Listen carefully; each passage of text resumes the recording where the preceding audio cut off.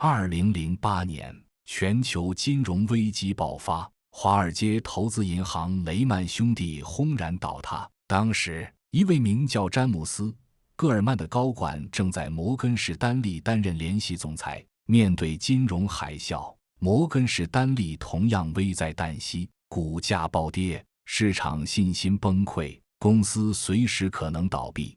在这场危机中，戈尔曼展现出了非凡的冷静与决断力。当许多高管忙着保全自己，或者陷入恐慌时，他却专注于解决问题。他没有抱怨市场不公，没有指责监管失职，而是带领团队日以继夜的工作，重组业务，寻找投资者，稳定客户信心。最关键的是，戈尔曼改变了思维方式，他不再把自己定位为华尔街精英，而是重新思考银行的本质职能，为实体经济服务。他对团队说，我们不是为了赚钱而存在，我们是为了服务客户而存在，赚钱只是结果，不是目的。这种思维转变让摩根士丹利在危机中找到了方向。当其他银行还在为短期利益挣扎时，戈尔曼带领的团队已经着眼于长远发展，重建业务模式，强化风险管理。最终，摩根士丹利不仅挺过了危机，还在2009年戈尔曼正式成为 CEO 后，实现了强劲增长，成为华尔街为数不多的赢家之一。戈尔曼的故事告诉我们，面对职场困境，真正的突破往往不是来自外部环境的改变，而是来自思维方式的转变。他没有把自己当作危机的受害者，而是主动承担责任，寻找解决方案。这种成年人思维恰恰是许多职场人所缺乏的。很多人在职场中感到痛苦，本质上是因为他们还保持着学生思维。你是否每天醒来第一件事就是数着日子盼周末？你是否感觉上班就像一场无止境的折磨？你给上班贴上各种各样的负面标签，压榨、束缚、消耗。然而，困住我们的从来不是公司和工作，而是我们自己设下的思维陷阱。学生思维的核心特征是什么？被动接受，等待指令，追求认可，害怕犯错。这种思维模式在学校也许管用，但在职场却会让我们陷入痛苦。成年人思维则完全不同，主动负责，寻找机会，创造价值，接受不确定性。硅谷著名风险投资家马克·安德森曾说，在职场中，最大的风险不是失败，而是停留在舒适区。他在创办网景公司时，面临着巨大的压力和不确定性。当时互联网浏览器这个概念还很新，市场前景不明，技术挑战重重。但安德森没有被这些困难吓倒，而是主动拥抱挑战，带领团队不断创新。即使后来网景被微软的 Internet Explorer 打败，安德森也没有怨天尤人，而是从失败中学习，转型成为了一名成功的风险投资家。他常对年轻创业者说，职场就像一场没有终点的马拉松，重要的不是你跑得有多快，而是你能跑多久，以及在跑的过程中学到了什么。这种成年人思维的核心是什么？是对自己负责，而不是期待他人或环境的改变，是把工作视为一场自我成长的旅程，而不是一种外部强加的负担。首先，你必须要意识到，你讨厌的不是工作，而是工作时的自己。上司挑剔不代表你不够优秀，公司压榨不代表你不够努力，薪资低不代表你不值更多钱。职场中的评价从来不代表你的价值，但学生思维中的人往往会用外界的规则来塑造自己的思想，久而久之，即使没有人管你，也会自觉地把自己装进标准化的牢笼。所以你以为你是被工作折磨，其实你是在用犹太主义来规训自己。亚马逊创始人杰夫·贝佐斯在公司早期就面临着巨大的质疑，华尔街分析师批评他的商业模式不可持续，竞争对手嘲笑他的烧钱策略，甚至连一些员工也对公司的前景表示怀疑。面对这些质疑，贝佐斯没有动摇，而是坚持自己的长期愿景。他在一次采访中说，如果你只关注短期结果和外部评价，你永远不会做出真正重要的事情。这种不被外界评价所左右的态度，正是成年人思维的体现。贝佐斯把工作视为实现自己愿景的途径，而不是外部强加的负担。其次，你需要意识到，职场痛苦的核心是定位错误。学生思维重的人习惯了等、靠、要，把自己当成职场耗材，不去掌握主动权。工作内容不由你安排，工作标准不由你决定，工作目标不是你想要的。你每天都处在一种失去自主性、掌控感的状态，爹妈对你的生活指指点点，你都会烦躁和反抗，但给你发钱的老板你却不敢违抗。时间久了，你肯定会 emo 啊。Facebook 首席运营官谢利尔·桑德伯格在他的畅销书《向前一步》中分享了一个重要观点：没有人会给你一个位置，你必须自己争取。他认为，职场中最大的错误就是等待别人发现你的价值，或者期待完美的机会自己送上门来。桑德伯格在 Google 工作时，曾经面临一个重要决定，是接受一个看似完美但实际上没有太大成长空间的职位，还是冒险接受一个充满挑战但前景不明的新角色。他选择了后者。这个决定最终帮助他成长为一名出色的高管，并为他后来加入 Facebook 奠定了基础。他常对年轻人说，不要等待完美的机会，而要让当前的机会变得完美。这种主动塑造自己职业道路的态度，正是成年人思维的核心。最后，也是最重要的，你必须要意识到，工作是人类避免痛苦不可或缺的路径。你想想看，不管工不工作，你都想穿好看的衣服，吃好吃的东西，住漂亮的房子，并且得到了就想要更好的，因为我们都追求幸福，而这种幸福只能够在对比中获得，跟别人比，跟过去的自己比，却无法在某一持续拥有的状态中获得。所有当下你拥有的幸福，最终都会随着时间和欲望变成痛苦。这个是人的本能，而弗洛伊德称工作为一种本能的升华。工作通过共同目标形成归属感，通过满足利他需求来弥补纯粹利己主义的空虚，将我们从存在主义危机中拯救出来。稻盛和夫说，工作现场有神明，你是否能够找到工作的意义，取决于你如何看待自己做的事情。你可以选择抱怨时间，也可以选择打磨自己。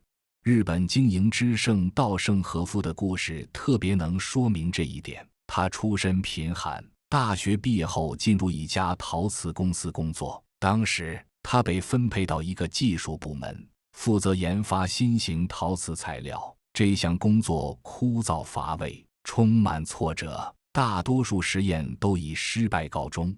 许多同事选择了敷衍了事，只求完成基本任务，但稻盛和夫却投入了全部热情。他不仅完成分配的工作，还主动研究相关领域的知识，思考如何改进工艺流程。他常常工作到深夜，周末也泡在实验室里。有人问他为什么这么拼命，他回答说，我不是为公司工作，而是为自己工作。每一次实验，每一次失败，都是我个人成长的机会。正是这种态度，使他在短短几年内成为公司的技术骨干。后来，他创办了京瓷公司，将这种工作哲学融入企业文化，使京瓷成为全球领先的陶瓷和电子元件制造商。稻盛和夫常说，工作不仅仅是谋生的手段，更是实现人生价值的舞台。这种将工作视为自我实现途径的思维，正是成年人思维的精髓。而我想给你提供一套兼顾理性和感性的解题思路。第一步，不再寻找工作的意义。工作说白了就是一连串的动作和任务。情绪呢，是我们自己附加的。我以前是个不折不扣的工作狂，投入工作让我会有一种优越感。我已近1年的时间没有陪家人出去玩，没有陪猫猫玩钓鱼竿，没有给家里打电话，而是像那些疯狂的家伙一样，眼里面只有流量、业绩、晋升、绩效，好我就自信、开心，不好我就难受、烦躁。我还把所有的人都当成工具，有用的就留下，没用的就赶紧剔除，别拖团队的后腿。但是突然有一天，一股巨大的疲劳感袭染我，感觉自己就像那种拉磨的驴，脑袋面前悬着一个胡萝卜，虽然一直在往前面走，却一直在原地打转，然后永不停歇。当我想停下来休息的时候，没有安慰，只有随时能被辞退的阴影。我突然就意识到，在他们的眼中，我不也是工具吗？而在生活中，我成了一个糟糕的男友、糟糕的主人和糟糕的儿子。这时候我才明白，工作是没有意义的，它就是一场交易。你出卖时间、技能、经验，就是为了换取一部分生存自由。生存之外才是探求意义的地方。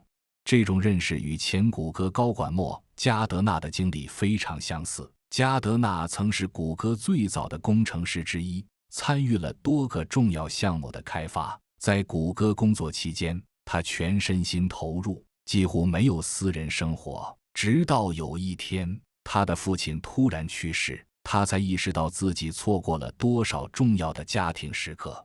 加德纳在一次演讲中说，我曾经以为工作就是我的全部，我把所有的时间和精力都投入其中，希望从中找到意义和价值。但当我父亲去世时，我才明白，工作只是生活的一部分，而不是全部。真正的意义来自于我们与他人的联系，来自于我们在工作之外的生活。这种认识促使加德纳重新评估自己的优先事项，最终他选择离开谷歌，创办了一家更注重工作生活平衡的公司。他的故事告诉我们，工作本身并没有固有的意义，意义是我们自己赋予的。成年人思维就是认识到这一点，然后有意识地选择如何看待和安排自己的工作。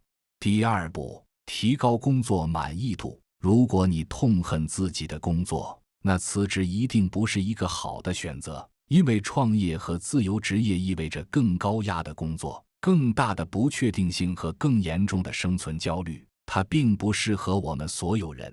相信我，我都经历过。我认为更成年人的做法是把当前的职场当游戏打通关。通关的方式非常的简单，首先我们需要找到这个职场副本的难点在哪儿。薪水、福利环境和办公环境等外部因素是很重要，但让我们不爽的往往是更深层次的原因，比如对工作极低的自主权，对任务的失控感和目标感的缺失。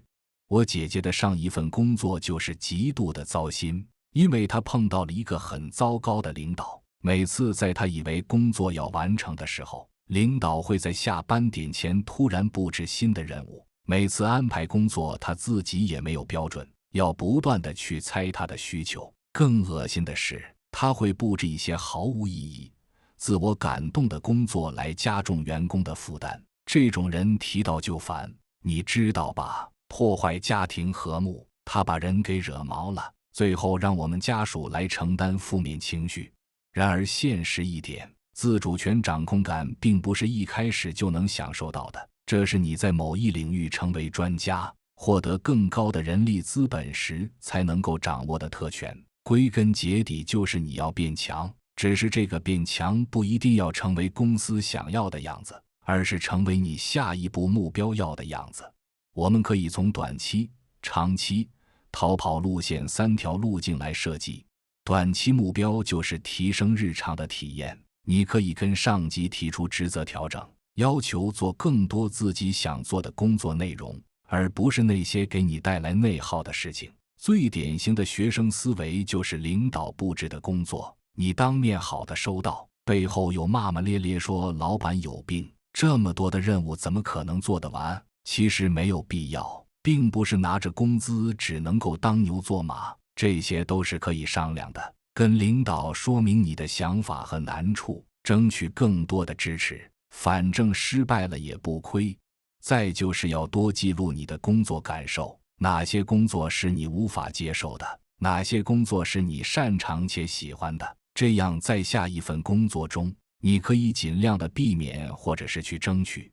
Netflix 的 CEO 里德·哈斯廷斯就特别强调这一点。他在公司创立初期就建立了一种独特的企业文化，鼓励员工对工作内容和方式提出建议，甚至允许员工自己设计工作内容。他认为，真正的高效来自于人们做自己热爱并擅长的事情。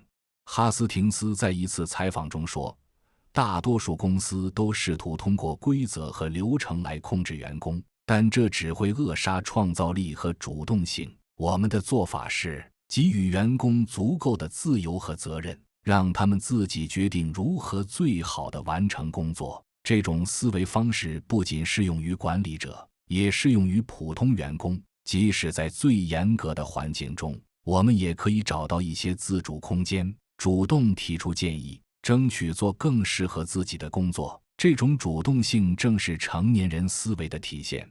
长期目标就是积累职业资本，成长为一个靠谱的人。技能长板、情绪稳定、行事稳妥是职场竞技的3大核心。这样的人不一定被上级喜欢，但一定会是得力的牛马。你会因此获得更多的机会，毕竟活总是有人要干的。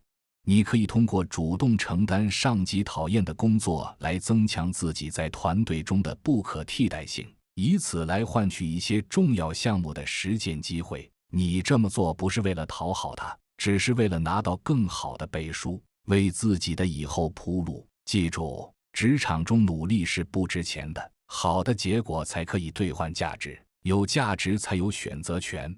微软 CEO 萨提亚·纳德拉的职业生涯就是一个很好的例子。在成为 CEO 之前，他在微软工作了22年。担任过多个不同的职位，他不仅接受了许多具有挑战性的任务，还主动承担了一些不受欢迎的项目，如云计算部门。当时这个部门在微软并不受重视，但纳德拉没有抱怨，而是全力以赴，将云业务发展成为微软的新增长点。正是这种积累职业资本的态度，使他最终被选为 CEO。并成功带领微软实现了转型。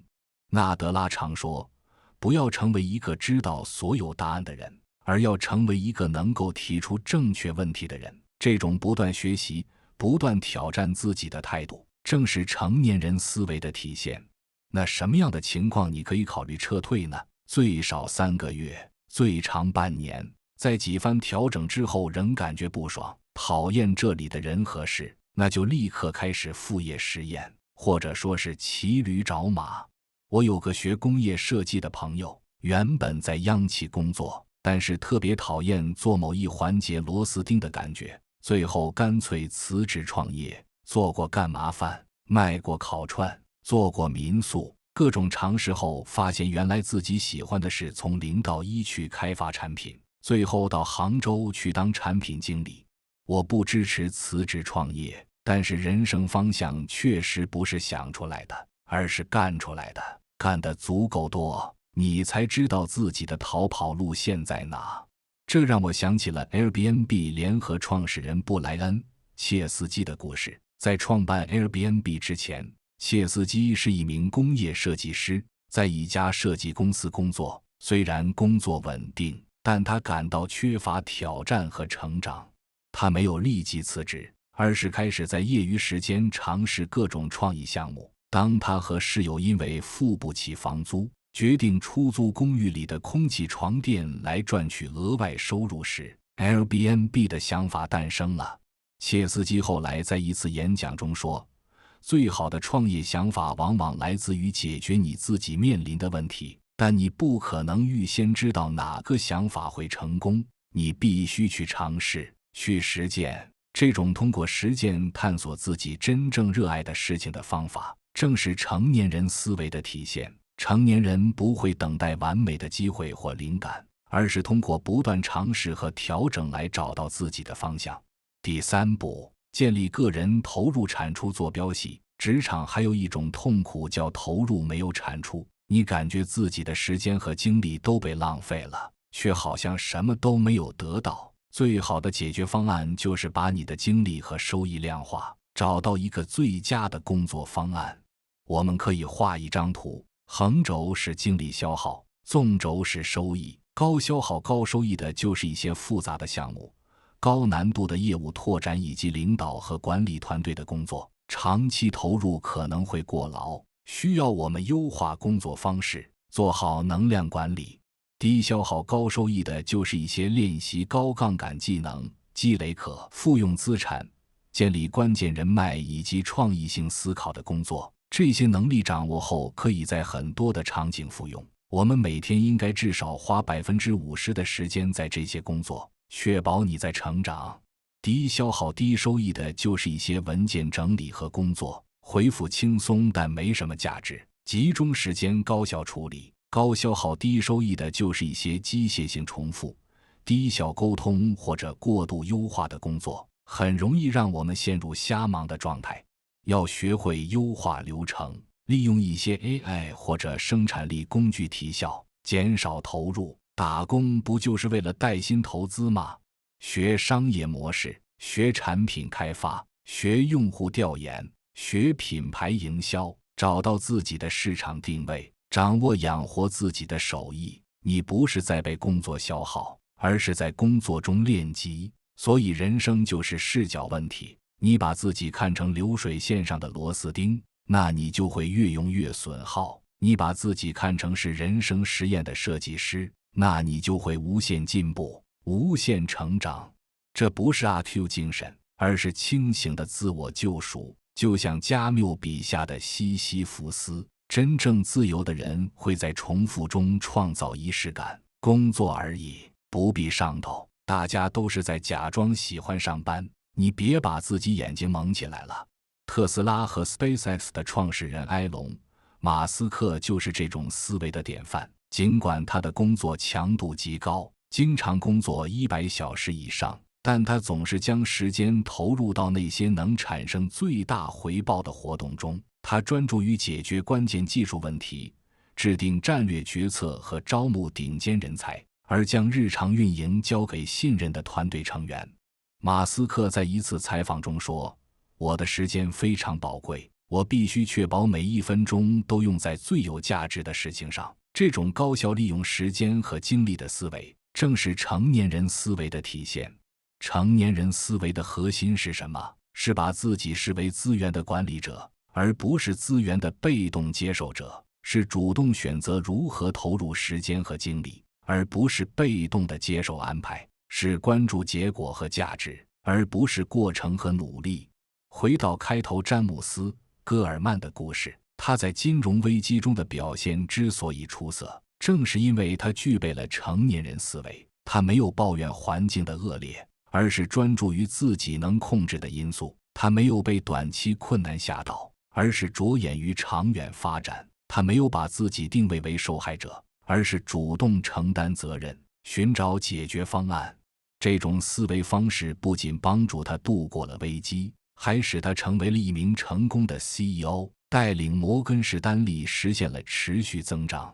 对于我们每个人来说，职场的痛苦往往不是来自工作本身，而是来自我们如何看待工作。当我们从学生思维转变为成年人思维，当我们不再期待外部环境的改变，而是专注于自己能控制的因素，当我们把工作视为自我成长和价值创造的途径，而不是外部强加的负担时，我们就能在职场中找到真正的满足和成长。正如哲学家尼采所说，那些有为什么活着的人，几乎能够忍受任何一种如何活着。找到你的为什么，职场就不再是痛苦的源泉，而是实现自我价值的舞台。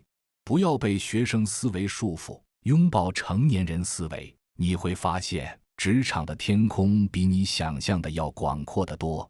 我是高维认知，今天的内容就到这里。如果你觉得今天的内容还不错，请一定要关注我们的频道，让我们一起每天提升自己的认知水平。